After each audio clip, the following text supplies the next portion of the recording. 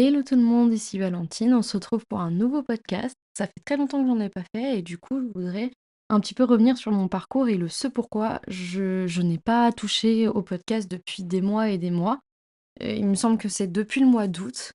Et aujourd'hui, je voudrais vous parler de la multipotentialité parce que c'est une des raisons pour lesquelles j'ai arrêté en fait le podcast pendant quelques mois. Donc déjà, pour ceux qui ne savent pas, la multipotentialité, comme son nom l'indique, c'est le fait d'avoir un potentiel qui est multiple. Un potentiel qui peut être professionnel, qui peut être créatif, qui peut être émotionnel, qui peut être aussi au niveau des activités, je ne sais pas, extrascolaires, extra-travail, extra-professionnel, enfin voilà, extra-sportif. Mais c'est surtout aussi cette capacité, en fait, qu'ont certaines personnes dans la société, mais c'est souvent les neuroatypiques et les neurodivergents, les HPI, enfin voilà, toutes ces étiquettes-là qu'on met pour les personnes qui ont des pensées en arborescence, c'est cette capacité à cumuler en fait plusieurs activités qui les nourrissent profondément. Dans mon cas, voilà, je voulais entamer ce sujet-là parce que c'était super pertinent pour moi de reprendre le podcast en parlant de ça. Dans mon cas, en fait, je me suis totalement oubliée et perdue dans mes différentes activités justement, jusqu'au moment où ça devient presque douloureux de continuer en fait dans cette discipline. Parce que là, on parle vraiment de discipline pour moi. Si j'ai décidé de me présenter aujourd'hui sous mon véritable prénom, déjà je vous ai dit bonjour sous le nom de Valentine. C'est parce qu'en fait, quand j'ai lancé le podcast, j'ai utilisé mon deuxième prénom comme pseudonyme et le terme Auris qui vient du latin qui veut dire la voix, qui était pertinent pour un nom de famille, enfin voilà, pour une identité, dans laquelle je me fondais. Le seul souci pour moi, c'est que, comme je vous l'ai dit, je cumule beaucoup d'activités et qui sont pour la plupart professionnelles, entre la photographie, l'écriture donc d'un livre, le podcast. Je vais avoir aussi mon travail en tant que salariée, je vais avoir mon identité, enfin voilà, je vais avoir beaucoup d'activités sous le nom de Valentine et j'ai pas énormément d'activités sous le nom d'Elia. Le livre, je l'ai commencé sous le nom de Jeanne. Enfin voilà, et je m'éparpillais, je me perdais et c'était pas possible. Donc aujourd'hui, je voulais parler de ça et des dangers dans lesquels on se met en tant qu'HPI en fait, dans la multipotentialité. Donc la multipotentialité, c'est quoi exactement? Donc cette multipotentialité, en fait, ça désigne le fait d'avoir plusieurs centres d'intérêt, mais surtout des centres d'intérêt qui vont être profonds.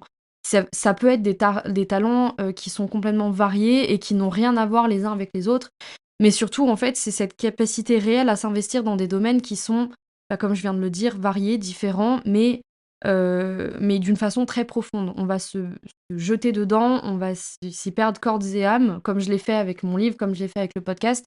Ça va être, des courants de pensée qui vont être omniprésents la nuit, le jour, même quand je suis en train de faire autre chose et cetera.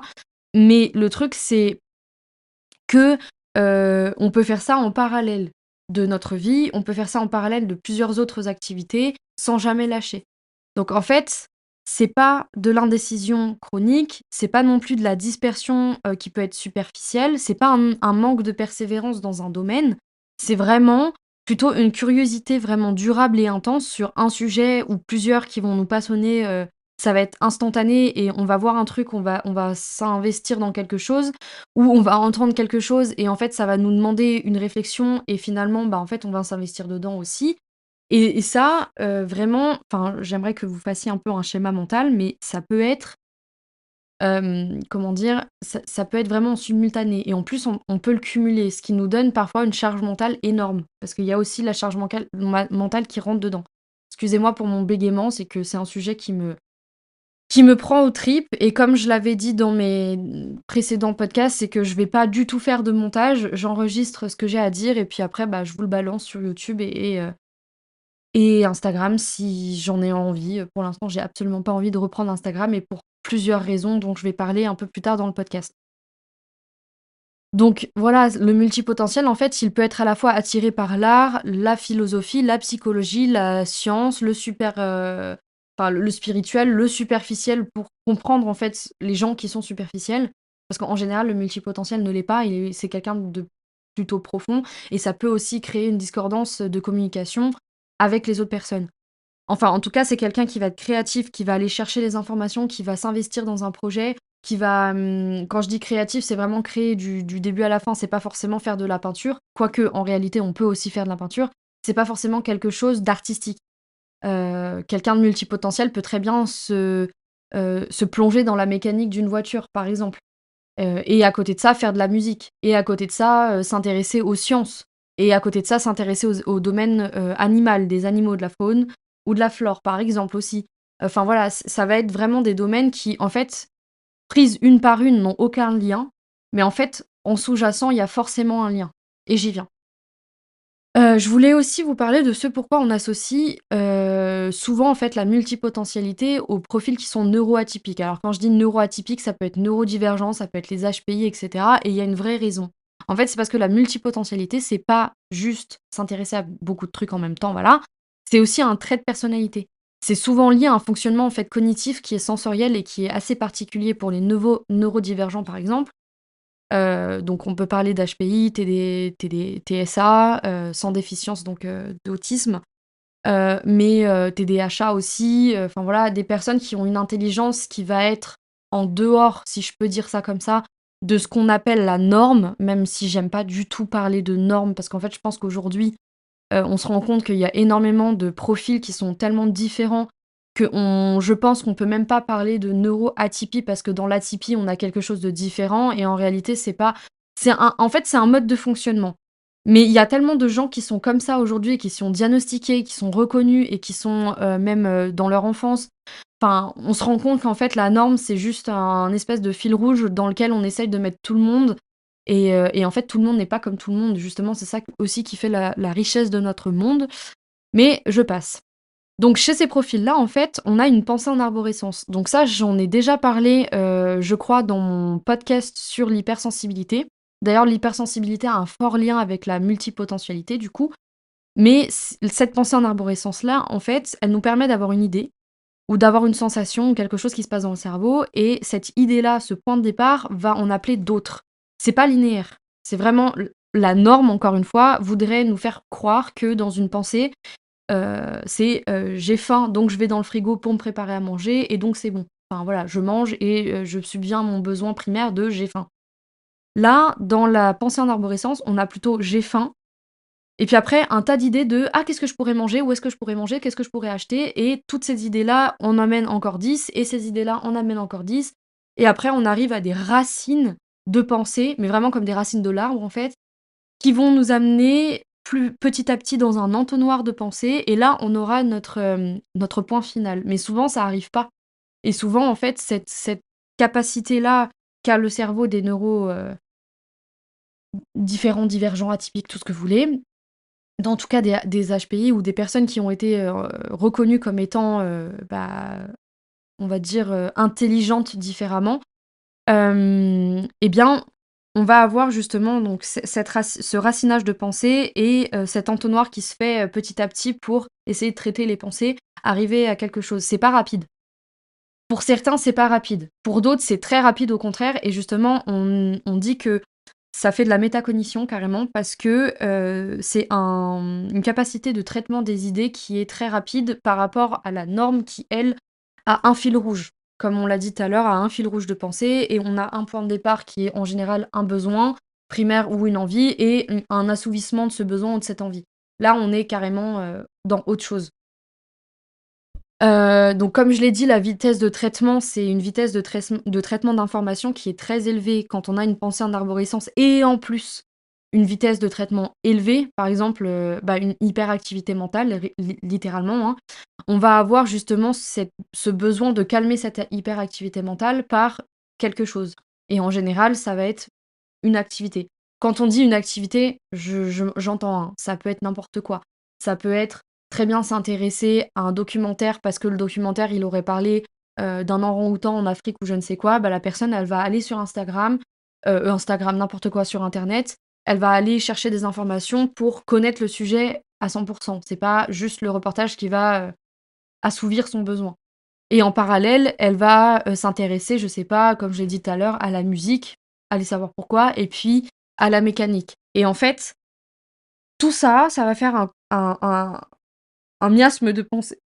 Un miasme de pensée qu'on pourrait penser être, de la ruminescence, mais là, c'est pas ça, parce que la ruminescence, c'est vraiment de repenser, repenser, repenser, repenser, repenser à quelque chose en général de négatif. Ça peut arriver aussi avec des choses positives, mais en général, c'est négatif. et donc du coup s'écraser avec ce genre de pensée-là. Là, on parle vraiment d'une vitesse de traitement. J'arrive même pas vraiment à vous décrire ce que c'est parce que moi je l'ai et c'est difficile de sortir des mots, simples pour vous expliquer, mais je peux faire une image. Littéralement, en fait, par exemple, là, je vais avoir un changement dans ma vie qui est un déménagement. C'est aussi pour ça que je n'ai pas repris le podcast parce que j'attendais d'être, installée chez moi et de plus être chez mes parents, enfin voilà, pour le reprendre et au final, en fait, il y a énormément de sujets pour lesquels je voudrais en parler et voilà, enfin, j'avais tout ça en même temps. J'avais le sport, j'avais le livre, j'avais mon boulot, j'avais, le podcast. Je voulais parler de tel sujet, de tel sujet, de tel sujet, de tel sujet et au final, bah, j'attendais et en fait, j'étais dans un truc de: «OK, là, qu'est-ce que je peux faire?» et ça va très, très vite et en fait, le sujet sur la multipotentialité, dites-vous, ça fait 3 mois que je l'ai dans la tête et que ça tourne en plus et que à chaque fois, je me rajoute des informations dans lesquelles pour lesquelles je pourrais vous partager et à chaque fois, je me suis dit: «Bon, bien, à un moment donné, il faudrait que je dise ce que c'est». Enfin bref, donc dans cet exemple-là, donc j'ai mon déménagement et avec tout ce que j'ai à faire et tout ce que j'ai dans ma tête, je proposais déjà des solutions à mes parents pour, littéralement réhabiliter ma chambre, réhabiliter la chambre de mon frère qui potentiellement va partir en même temps que moi et comment dire? En fait, associer des espaces pour que l'espace de la maison soit moins encombré, en gros. Et je suis allée tellement vite que mon père m'a dit: «Ouh là, attends, tu pas encore partie» et il a raison, je suis pas encore partie. Mais c'est un exemple. Le ce pourquoi ça va très vite parce que là, j'étais en train de trouver des solutions, trouver des possibilités, trouver des arrangements pour que tout le monde soit content en plus parce que j'ai une forte empathie aussi. Mais ça vient avec, l'hypersensibilité. En tout cas, j'étais en train d'essayer enfin, pas d'essayer en fait, j'étais en train d'exposer toutes mes idées, tout ce que j'avais compris en moins d'une minute de temps, sur le déménagement et tout ce qu'il y a derrière aussi. Donc tout ce que je vous ai dit depuis tout à l'heure. Et donc ça, c'est une vitesse de traitement élevée. Là où d'autres personnes, je leur ai dit: «Je déménage» et elles sont là en mode: «Ouais, c'est super, bah, cherche un appart et déménage». Moi, je suis là en mode: «OK, je déménage, donc il y a ça, ça, ça, ça, ça, ça, ça, ça, ça qui emmène ça, ça, ça, ça, ça, ça, ça, derrière, en fait». Donc voilà. Donc quand on est en train de se mettre dans un nouveau projet, en réalité, on a déjà la finalité du projet dans la tête. Et moi, c'est ce qui s'est passé avec le podcast. C'est pour ça qu'à un moment donné, bah, je ne le faisais plus. Et je vais vous raconter un peu, voilà, ce qui s'est passé dans ma tête et pourquoi j'ai été comme ça. Ah oui, aussi dans ces profils de neuroatypie, parce que là, je pars dans tous les sens. Comme d'habitude, j'ouvre des tiroirs, je parle et après je les referme pas. Bah, là, voilà, c'est typiquement ce que Christelle Petit-Colin appelle dans son livre la surefficience mentale. Bah, en fait, c'est ça, c'est cette capacité-là d'avoir cette pensée en arborescence très rapide et racinaire, en fait. On appelle ça les pensées en zèbre, mais moi, je trouve que la racine est beaucoup plus parlante, dans mon imaginaire en tout cas, de comment je fonctionne. On a, pour les profils neuroatypiques, la capacité d'abstraction et de connexion très développée. Donc, en gros, quand on a un truc qui nous intéresse, on absorbe toutes les sens de cette chose-là, et donc du coup, on se connecte corps et âme à cette chose-là, et donc du coup, on est pleinement dedans. Mais on est capable de faire ça pour plusieurs choses en même temps. C'est aussi ça qui est important à retenir et c'est surtout que du coup avec cette en fait je parle de capacité mais en réalité c'est pas vraiment une capacité, c'est un besoin, c'est littéral. Moi, typiquement si je vous prends juste on sait que l'humain a besoin de sociabilité pour être heureux et quand il est isolé, il est dépressif. Enfin, je fais un amalgame, mais c'est juste pour imager. Eh bien, imaginons que là, dans mon cas, j'ai un fort besoin d'être en présence d'autres gens parce que j'ai un fort besoin, de connectivité avec tout le monde. Le problème, c'est que ça peut m'ennuyer très, très vite et j'ai un problème, je tolère très peu la monotonie et l'ennui. Et en fait, la monotonie, elle arrive à un moment où, eh bien, on a épluché toutes les potentialités d'un sujet et du coup, eh ben, le fait de revenir dessus, bah, c'est presque douloureux. Bah, littéralement, là, ce que je vous dis avec le podcast, c'est totalement ça. Donc le podcast, je l'ai créé parce que je voulais parler de mes neuroatypies, je voulais un petit peu m'ouvrir là-dessus.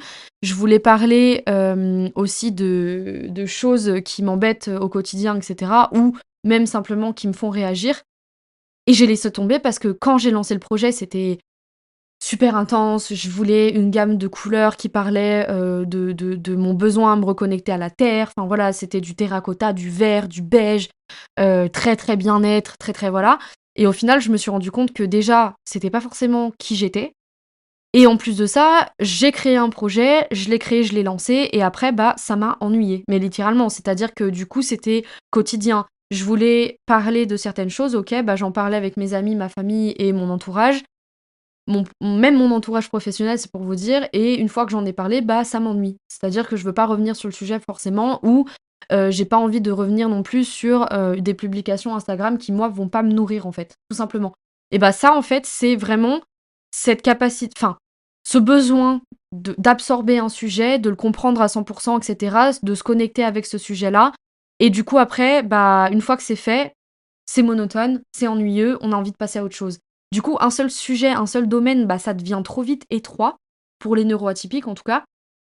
Mais c'est surtout aussi que notre esprit a besoin d'une structure pour se développer et pour explorer.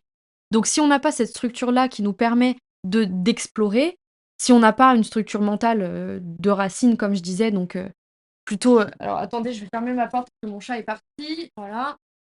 Comme je l'ai dit, je vais pas couper, ça va être rigolo. Mais donc cette capacité-là enfin, qu'est-ce que je disais? Oui, non, ce besoin d'avoir des structures à explorer, bah, oui, c'est ça. C'est qu'en fait, on se raccroche aussi à quelque chose qui nous parle au niveau de l'âme et du coup, c'est les sujets sont pas forcément pris au hasard. Si je vous prends moi comme exemple, comme je l'ai dit, j'avais la photo, le podcast, le chant, je l'ai pas dit, j'avais la danse, j'ai aussi la sonothérapie, j'ai dit la photo? Oui, j'ai dit la photo. J'ai le dessin, l'aquarelle, j'avais sorti, carrément un TikTok sur le chant et cetera. Je faisais des reprises de chansons et tout. Le chant, j'ai pas pris de cours de chant quand j'étais petite. J'imitais ce que j'entendais parce qu'en plus de ça, on peut développer, si on est très musical comme personne, on peut développer ce qu'on appelle une oreille absolue. Alors je vais expliquer vite fait ce que c'est que l'oreille absolue. C'est la capacité à reproduire des sons et à les identifier. Moi, je suis pas capable de vous dire quelle note c'est, clairement.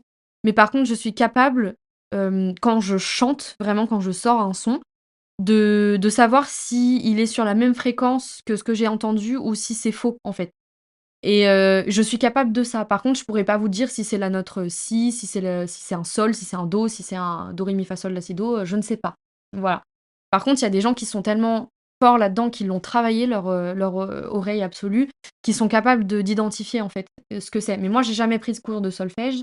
J'ai pris vite fait des cours de chant, pendant le covid, enfin pendant la pandémie, parce qu'en fait, j'avais été repérée par quelqu'un et je chantais, de l'opéra, sans avoir la technique, mais j'avais la voix en fait, en tout cas. Et du coup, il m'a donné la technique pour chanter, en soprano, enfin voilà, voix solo en opéra. Et du coup, ça m'a permis de rentrer dans une chorale de gospel pendant un temps, mais ça a pas duré. Comme je l'ai dit, je m'éparpille, sur mes domaines, mais je suis profonde dans ce que je touche. La musique, pour moi, c'est un moyen d'expression, c'est un moyen aussi que j'ai, pour me soulager, typiquement quand j'ai po des crises d'angoisse ou quoi que ce soit. Quand je bégaye beaucoup, c'est que j'ai un état nerveux qui est élevé, enfin voilà et j'utilise la musique et en particulier le chant pour me libérer de ça. La sonothérapie, c'est pareil. C'est une autre discipline parce que la sonothérapie, si je peux en parler vite fait, c'est que c'est un bah, j'en ai déjà parlé dans un podcast, mais c'est une discipline dans laquelle on associe, la psychologie humaine, les neuroatypies, les traumatismes, même un petit peu de spiritualité dans ce qui est de la perception des énergies, même les blessures transgénérationnelles. On peut associer tout ça avec des sons qui sont harmonieux pour rééquilibrer ce qu'on appelle les chakras, mais en fait, en réalité, c'est pour rééquilibrer les fréquences du corps. Parce que en fait, simplement, le corps, il vibre tout le temps, il grandit, il rétrécit. Enfin voilà, si on prend du poids, il grandit, c'est ça que je voulais dire. Si on perd du poids, il rétrécit. Le corps est en mouvement tout le temps. Et sans parler de maigrir, rétrécir, grandir, même vieillir ou quoi, les cellules, elles sont en mouvement et elles vibrent entre elles. Donc si on a une cellule, ne serait-ce qu'une seule cellule, hein, qui ne vibre pas à sa bonne fréquence, en réalité, ça peut créer des déséquilibres au niveau des énergies et bien sûr au niveau physique. Ça peut créer des maladies. Enfin voilà. Je dis pas que ça se substitue à une médecine traditionnelle, je dis juste que c'est un levier et que ça peut aider. Et surtout mentalement, ça peut aider. Donc cette discipline-là, je l'ai apprise quand j'avais 21 ans.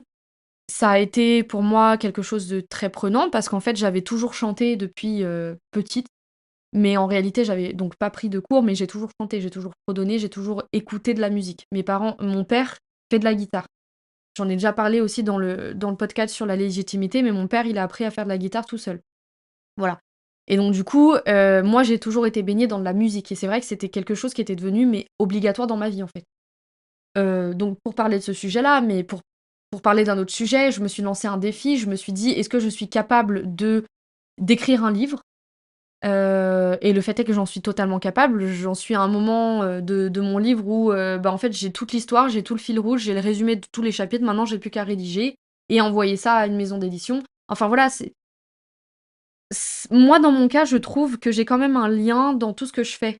Si on prend la musique, la photo, la sonothérapie, le chant, le dessin, enfin, peu importe, l'écriture, le fait d'être autrice, le fait de lire des livres et cetera, je trouve que j'ai quand même quelque chose qui est très intellectuel, enfin, qu'on pourrait, nommer ça comme intellectuel, culturel, je dirais même et typiquement, enfin voilà, c'est que des disciplines qu'on peut retrouver dans le même genre de choses, c'est la créativité. En fait, si j'ai pas de créativité, je m'ennuie sévèrement et si je m'ennuie sévèrement, bah, là, j'ai plus rien, en fait. Donc ça, c'est enfin, voilà, je parlais des neurodivergents et j'ai un peu parlé de mon cas en particulier parce que je suis HPI aussi, donc haut potentiel intellectuel. C'est pour ça que je disais, ouais, dans mon cas, toute ma multipotentialité, elle est située dans l'intellectuel et c'est vrai, enfin, moi, je m'en rends pas compte parce que j'ai toujours vécu comme ça, mais mon copain, il arrête pas de me dire enfin, quand je fais des petites crises sur mon existence, parce que ça arrive assez souvent et j'en parlerai aussi dans un autre podcast, je pense, parce que les crises d'angoisse, c'est un vrai sujet. Je pense que dans notre monde aujourd'hui, il faudrait comprendre pourquoi est-ce qu'on en a et comment s'en débarrasser aussi. Mais surtout le pourquoi du comment, moi, ça m'intéresse. Bah, voilà, encore un sujet psychologique, qui vient de sortir de nulle part, enfin bref. Peu importe, j'en parlerai dans un autre, dans un autre podcast. Mais mon copain me dit: «Mais attends, réveille-toi, tu» enfin, il me dit ça très gentiment, mais au lieu de faire des crises sur, «Tu es nul, tu sais rien faire» et cetera, regarde ce que tu es en train de faire aujourd'hui. Tu as un podcast, tu as un boulot, tu as ci, tu as ça, tu as cette capacité mentale-là. Les gens te reconnaissent comme quelqu'un, à qui on peut parler, quelqu'un de soutenant, quelqu'un de confiance et cetera et il me dit: «Mais en fait, tu pas rien». Mais moi, dans ces moments-là, en fait, c'est juste que j'ai plus d'activité, j'ai plus rien qui me nourrit et du coup, je me sens vide et en fait, ça, bah, c'est un cas particulier pour enfin, pour les hauts potentiels intellectuels surtout. Parce que moi, dans l'intellectuel, j'ai besoin d'être bah, en fait, comme je l'ai dit, j'ai besoin d'être nourrie. Autant le neurodivergent ou le neuroatypique, il va avoir besoin de faire, il va avoir besoin d'activités vraiment plus manuelles, je trouve, dans la créativité et cetera et dans le haut potentiel, celui qui a vraiment une surexposition de tous ses sens, de toute son intelligence, de tout son potentiel intellectuel, peu importe sur laquelle notion elle se situe, si c'est de la mémoire, si c'est de la logique, si c'est, en termes d'environnement aussi de la capacité à, percevoir son environnement, donc là on parle d'hypersensible en fait, hein. Même, simplement un surdoué ou, une personne qui se fera juste de la surefficience mentale, enfin bref, on a énormément d'HPI différents aujourd'hui qui sont reconnus, mais la plupart sont surexposés en fait. Et la multipotentialité, du coup, comme on est surexposé à beaucoup de choses, elle est surreprésentée cette dans cette personnalité-là, en fait, le HPI. Pourquoi? Parce qu'on a une manière de penser qui est beaucoup plus globale et beaucoup plus analytique, donc ça nous arrive, d'être, bah, comme je l'ai dit, si on est enfin, on fait de la «suranalyse» entre guillemets de tout ce qu'on a de perception de tous les jours, bah, en fait, on a énormément de sujets qui peuvent nous intéresser en même temps. Et ça, bah, du coup, c'est un trait particulier des HPI. On a une facilité aussi à apprendre vite. Il y a beaucoup de personnes, je vais parler de mon idole de tous les jours, Aurora, la chanteuse Aurora, qui est norvégienne, pour moi, c'est une source d'inspiration. Elle est, dite neurodivergente et tout ça, mais sans lui coller d'étiquette, cette femme est super inspirante. À l'âge de 6 ans, elle avait écrit sa première chanson. Je sais même plus enfin, à l'âge de 6 ans, si, je me souviens sur quel sujet j'étais, je m'intéressais déjà à la photographie, moi, dans mon cas, mais Ça veut pas dire que mes parents m'ont laissé toucher à la photographie, je chantais, mais c'est tout. Je jouais comme tout le monde dehors, je m'intéressais à la nature, par contre, oui, aux oiseaux et cetera, ça m'a toujours passionnée. Mais encore une fois, je n'avais pas forcément la possibilité, c'est même pas une question de capacité, c'était que j'avais des centres d'intérêt qui étaient plus adultes qu'enfants à l'âge de 6 ans et que c'est vrai que du coup, mes parents comprenaient pas forcément, je pense et dans mon souvenir, bah, je devais jouer comme tout le monde avec des Barbie, des livres à la rigueur et encore je lisais pas beaucoup à l'époque, des choses qui faisaient que j'étais une enfant. Et en fait, moi, je voulais déjà m'habiller comme ma maman avec mon petit sac à main, mes petits talons et cetera. J'avais que 6 ans, encore une fois. C'est, c'est qu'en plus, à l'âge de 6 ans, j'ai eu la chance de connaître la naissance de mon petit frère qui a 6 ans donc d'écart avec moi et je me souviens que je voulais m'en occuper comme ma maman s'en occupait mais en fait, non, je pouvais pas en tant qu'enfant.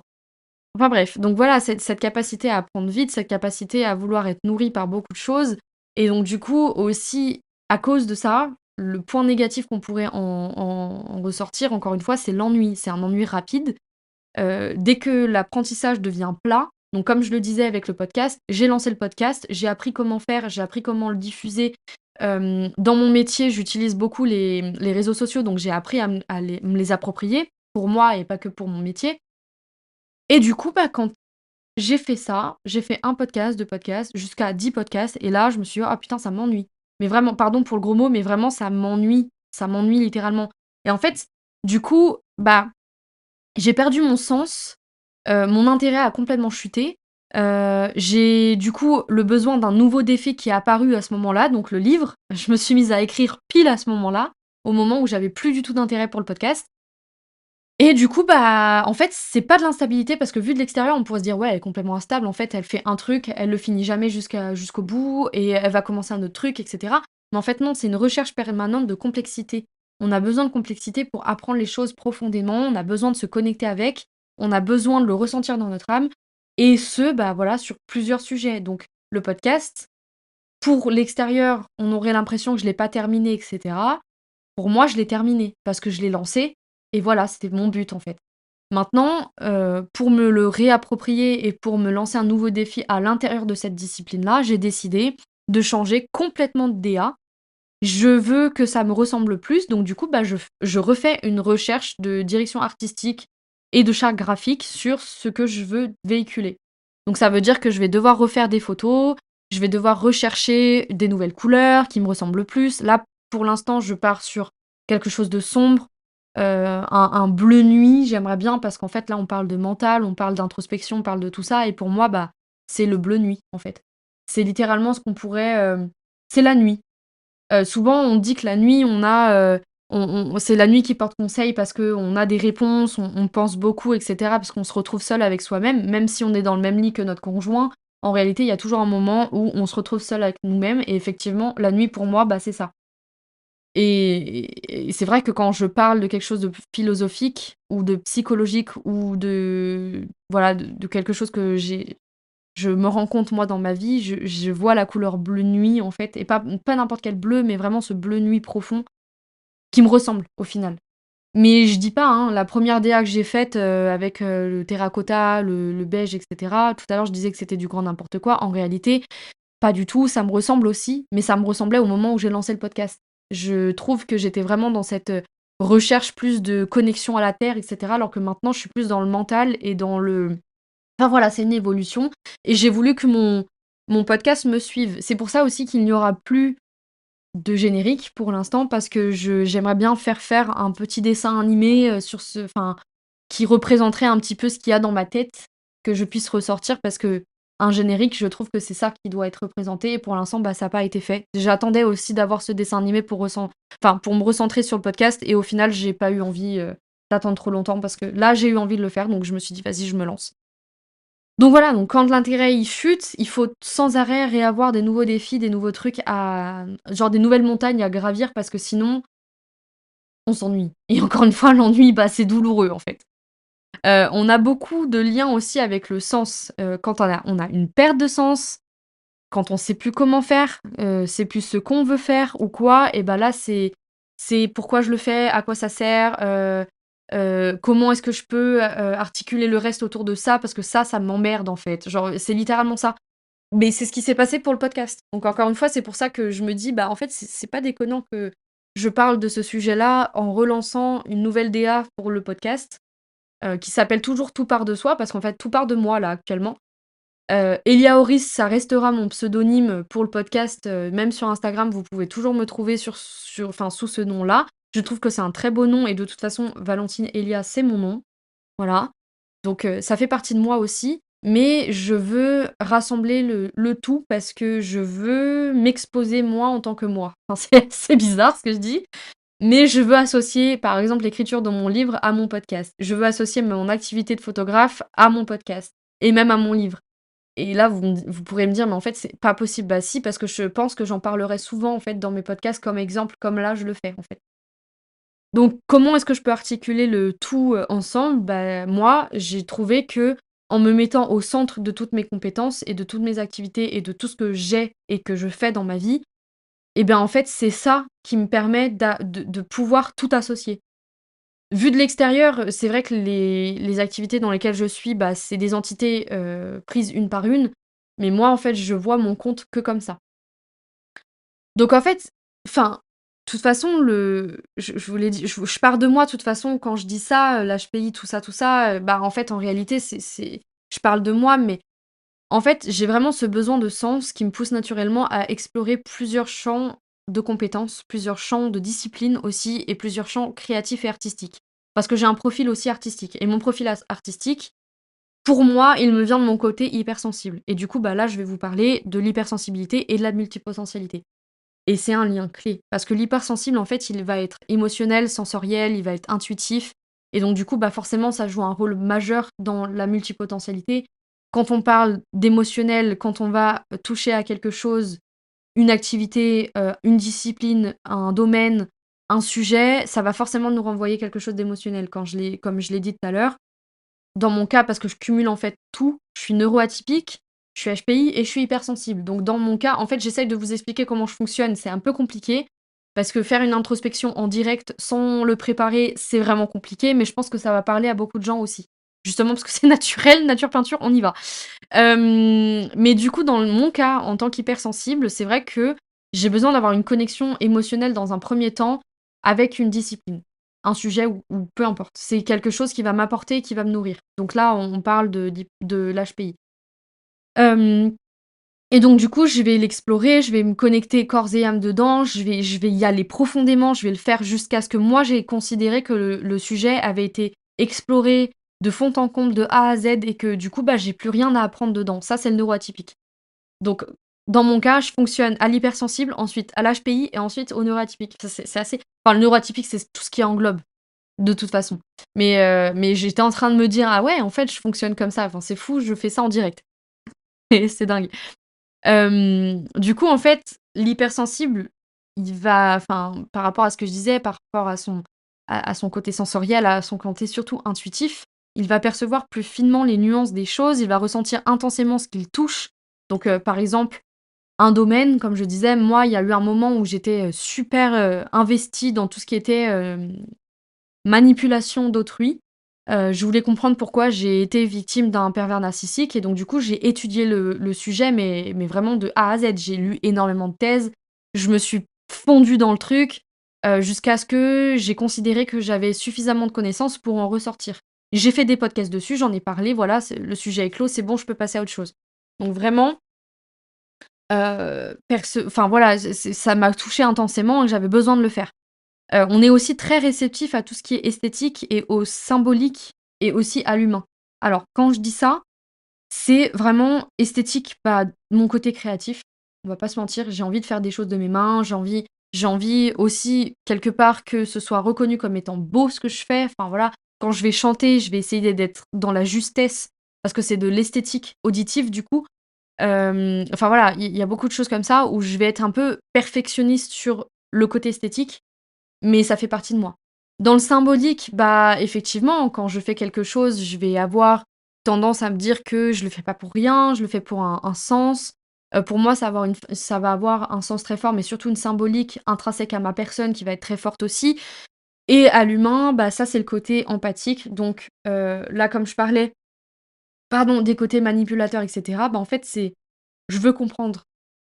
Il y a des gens qui sont pas comme moi, je veux les comprendre. Je veux être à 100 en capacité d'être face à ce genre de personnes plus tard, si jamais ça m'arrive, même dans mes amitiés ou même dans mon côté pro, et de leur dire: «Bon, bah, voilà, j'ai compris ce que tu étais, je t'en tiens pas rigueur, mais moi, c'est non». Et comme ça me permet aussi de remettre mes limites, parce qu'on est souvent victime de ce genre de personnes, mais ça, j'en ai déjà parlé dans d'autres podcasts.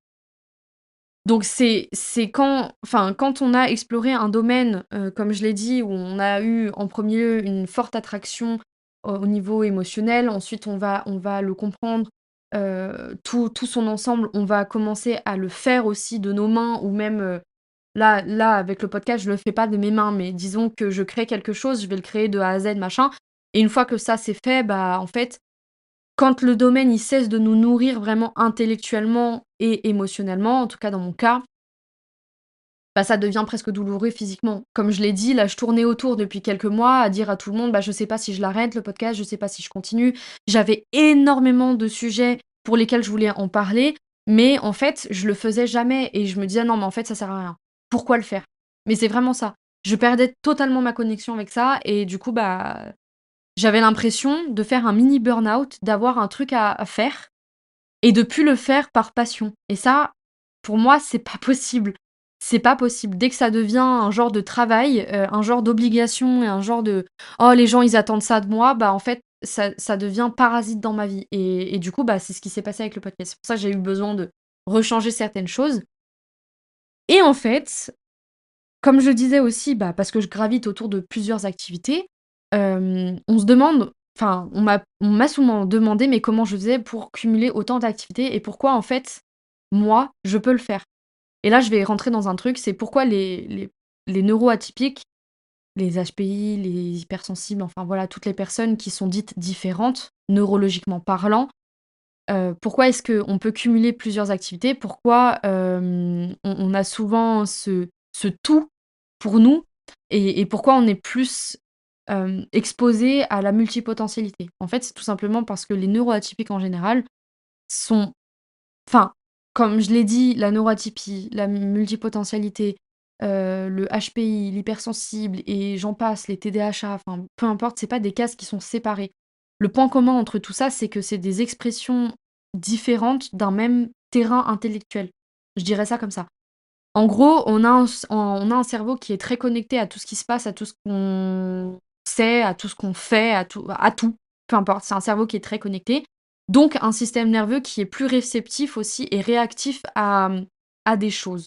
Je dis des choses parce qu'en fait, pour moi, j'ai besoin de le dire, mais en fait, c'est simplement on est plus réactif au niveau neurologique, système nerveux et cetera. On a aussi, comment dire? On est aussi surexposé à tout ce que le monde a à nous proposer, donc forcément, comme on a ce chemin mental, enfin, cette façon de penser-là, on a envie d'aller dans plusieurs choses différentes et de pas se cantonner à un seul domaine parce que sinon ça devient vraiment étroit, étouffant et en fait on s'ennuie vite. Enfin, le domaine, on tourne autour dedans, à l'extérieur et enfin on en fait le tour et après, bah, c'est terminé. Enfin, je veux dire, il y a plus de réelle, «plus-value» entre guillemets pour nous. On a un besoin de liberté cognitif aussi. Alors quand je dis ça, c'est plutôt on a besoin d'exister par rapport à une activité. Enfin, en tout cas, dans mon cas, c'est comme ça. C'est aussi je me définis par rapport à ce que je connais, par rapport à ce que je fais, par rapport à ce que je ressens, par rapport à comment je fonctionne, dans mon cerveau, comment j'interagis avec l'inconscient, le conscient et aussi, les énergies, comment j'interagis avec les gens et cetera et en fait, tout ça fait que ça devient des domaines à explorer et je me définis par ça. On a un vraiment fort besoin existentiel, enfin en tout cas dans mon cas c'est vraiment c'est vraiment prenant et du coup bon, bah, on retrouve souvent une identité qui est très fluide parce que moi, bah, je vous l'ai dit, même si j'ai beaucoup de domaines, dans lesquels je me consacre corps et âme, j'ai quand même mon identité qui est au centre et du coup ça devient très fluide de connecter tous les domaines et toutes mes potentialités justement dans ma vie et aussi pour autrui du coup. Donc ça devient presque évident. On a des possibilités de reconversion multiples, enfin voilà, c'est vraiment, hem, on va être hyper focus sur quelque chose et on va avoir une capacité à hyper focus sur plusieurs choses en même temps, mais pas parce qu'on a un problème d'attention, mais plus parce qu'on a ce besoin qui est primaire chez nous de se connecter, comme je l'ai dit, corps et âme. Là, je me répète un petit peu, mais en fait, c'est vraiment ça, c'est pour que ça rentre dans vos têtes. Non, mais enfin, bon, voilà, c'est vraiment, vraiment très intense parce qu'on va hyper focus sur un truc, on va l'explorer, on va se connecter cognitivement aussi à ce truc-là, on va comprendre et ensuite on va s'en détacher, mais super rapidement. Je sais pas si on peut ouais, je pense qu'on peut parler de rapidité de détachement qui est élevée, je trouve. Hem, ensuite, ouais, enfin voilà, pour finir, parce que là, je trouve que je pars dans tous les sens, mais je voudrais juste passer un message, c'est que la multipotentialité, faut pas croire que c'est un problème ou que c'est un défaut. Dans mon cas, j'y ai souvent cru. J'ai souvent pleuré vraiment sur mon sort en me disant: «Mais en fait, je suis pas comme tout le monde, je le sens». Même s'il y a beaucoup de gens qui s'intéressent à beaucoup de choses, en fait, je me sens toujours en décalage parce que je sens la profondeur des choses et il y a beaucoup de gens qui aussi, vont essayer beaucoup de choses et au final vont laisser tomber ou restent en surface et c'est pas ça le multipotentiel. Je voudrais insister sur le fait que c'est un besoin cognitif, intellectuel et de nourriture créative, émotionnelle et intellectuelle et du coup, c'est vrai que, vu de l'extérieur, on pourrait nous voir comme des gens instables ou des gens incapables de choisir entre tel ou tel truc, des gens trop changeants, des gens pas fiables ou quoi que ce soit, mais en fait, pas du tout. Je trouve que c'est vraiment difficile de vivre dans un monde qui favorise la spécification linéaire. Donc, comme je disais, un boulot, un domaine, un truc et tu enfin métro, boulot, dodo quoi, juste ça. Et en fait, pour nous, c'est vraiment difficile, mais on comment dire? On est transversal, en fait, dans nos disciplines et du coup ou dans nos centres d'intérêt, enfin, peu importe et du coup, c'est vraiment ça le multipotentiel, mais faut pas penser que c'est un défaut. C'est pas des personnes qui vont être instables. Enfin, je ne suis pas instable. Je suis même plutôt stable, en fait, dans ma vie, en général. Hem, je pense que quand elle est comprise et assumée comme je viens de le faire là, ça nous donne une certaine force de création. Ça nous donne aussi cette richesse humaine que pas mal de gens recherchent aussi en fait en réalité dans les dialogues et dans le réconfort. Enfin voilà, c'est pas pour rien que mon copain me dit toujours: «Mais regarde, tu as des amis qui viennent te parler et qui te font confiance et qui sont là, qui te demandent conseil et cetera», surtout dans la psychologie parce qu'en fait, je pense que dans mon entourage, tout le monde sait que c'est bon, je pense que c'est dit, je m'intéresse à la psychologie. Je suis pas psychologue pour autant, mais c'est vrai que je m'y intéresse. Donc je peux analyser une personne très, très rapidement. Quand elle m'explique un problème ou autre chose, j'arrive à le comprendre et j'arrive à donner des conseils. Maintenant, je me substitue pas à un avis de psychologue, je le dis et je suis pas psychologue. Mais voilà, j'aurais peut-être pu le devenir et encore, je suis même pas sûre parce que ça me demanderait énormément d'énergie. Je vais parler dans un autre podcast de ce qui est l'épuisement émotionnel et ben, moi, si j'étais psychologue de profession, je pense que je serais en épuisement émotionnel tout le temps. Tout simplement parce que je serais exposée à des personnes qui sont elles-mêmes en épuisement mental, intellectuel, émotionnel, peu importe, mais en épuisement et moi, ça va me coûter de l'énergie de les aider, en fait. Je dis pas pour mes amis et tout, c'est bien, mais quand c'est professionnel, quand je vis pour ça et moi, je me vois pas le faire, en tout cas. Enfin voilà, après, oui, le multipotentiel, enfin, une de ses plus grandes forces, c'est cette capacité, comme je le disais, à combiner énormément de domaines. C'est comme si, en fait, on avait une capacité à relier des mondes différents, à relier vraiment, ouais, des bulles différentes et de se dire: «Bah, non, en fait, c'est ça» et d'encercler, j'allais dire d'encercler une bulle plus géante autour de nos petites bulles, mais en fait, même pas. Je pense que c'est cette capacité de le voir le monde dans sa multipotentialité à lui, en fait. C'est assez beau ce que je dis, j'aime bien. Enfin voilà, en fait, si vous êtes enfin, en écoutant mon podcast, si vous avez, cette question qui revient souvent, «Qu'est-ce que je choisis parmi ça ou ça?» C'est pas cette question-là qu'il faut vous poser si vous pensez être multipotentiel, mais c'est plus: «OK, comment je peux relier ça et ça?»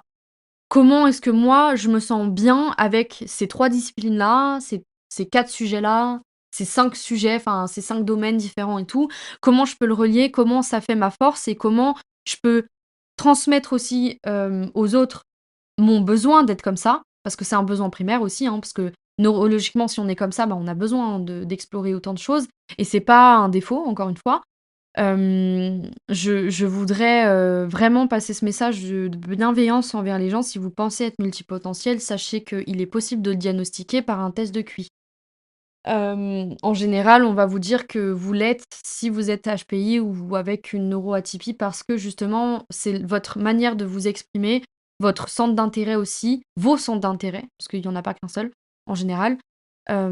Comment vous êtes capable d'expliquer à autrui aussi, bah, comme je viens de le faire, comment vous reliez vos mondes, parce que ça devient une cohérence, en fait, pour vous et donc forcément, ça devient cohérent pour les autres personnes et après ça devient pas un défaut. Enfin, ça ne reste pas un défaut dans la tête des gens. Enfin voilà, si votre, si votre écoute vous aura plu avec le bégaiement de la fin, c'est super. Si, cet épisode vous plaît, je vous invite à me suivre. Je vous invite aussi à rester connectés parce que je vais, sûrement en refaire d'autres sur des sujets comme ça qui sont assez profonds.